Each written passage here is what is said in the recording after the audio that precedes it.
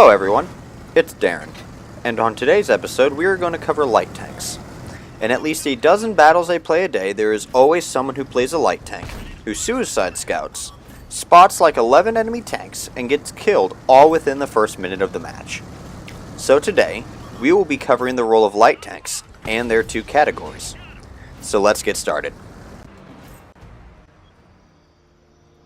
Now before we get started, I would like to mention that this video will be focusing on light tanks from tiers 5 and up, as this is where light tanks begin to be used as they were intended to be. Now the main objective for light tanks, especially at mid to higher tiers, is to head to key spotting locations to spot enemy tanks for your team, distract enemy tanks from teammates, hunt down enemy artillery, and clean up low health enemy tanks caught out alone. Now, at higher tier, light tanks practically behave like medium tanks, but instead they have some pros and cons that keep light tanks in the light tank role. Some pros of light tanks is that they have higher speed and maneuverability than medium tanks, and they have higher camouflage rating while stationary and on the move. They also have the ability to wolfpack like medium tanks. Some cons, however, are that light tanks, while they have medium tank guns, their penetration is worse than medium tanks, and partnered with penetration values that drop over distance, light tanks become very ineffective snipers. Another con is that light tanks have worse gun handling than medium tanks, and partnered with the already low penetration, this forces light tanks to sometimes get uncomfortably close to the enemy in order to hit the target and deal damage. Now that we have covered the overall role of light tanks, let's get into the types of scouting roles light tanks take on. These being passive and active scouting. Do take note, however, that all light tanks can perform both types of scouting.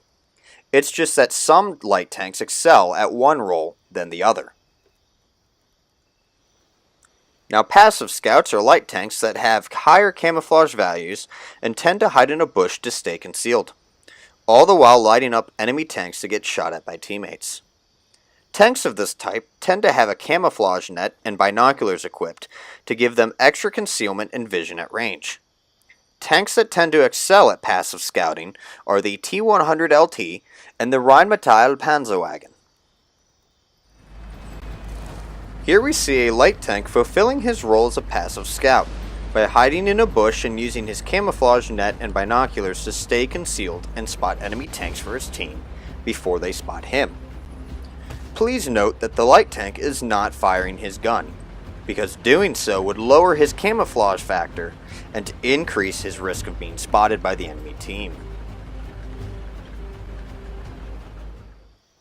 Now, active scouts are light tanks that scout by driving all over the map, using their speed and maneuverability to spot enemy tanks and avoid getting hit. Active scouts tend to have slightly better gun handling than their passive scout counterparts, allowing them to take the occasional pot shot at an enemy tank while on the move. Tanks of this type tend to run vertical stabilizers and optics in order to improve their gun handling and vision while moving. Tanks that tend to excel in active scouting are the AMX 13105, the Sheridan, the Tusk, and the WZ-132-1. Here we see a light tank doing his job as an active scout by using his speed and maneuverability to crest ridge lines to spot enemy tanks for his team. Note how he is often exposing himself in order to not only spot the enemy, but also encourage the enemy tanks to shoot at him to allow his teammates to safely peek out and return fire.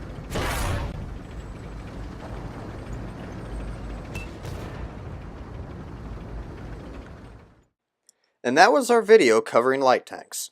I'd like to thank you all for watching. If you enjoyed the video, hit that thumbs up. And if you want to see more videos, don't forget to click on the subscribe button. Until next time, this has been Darren of WotC Academy.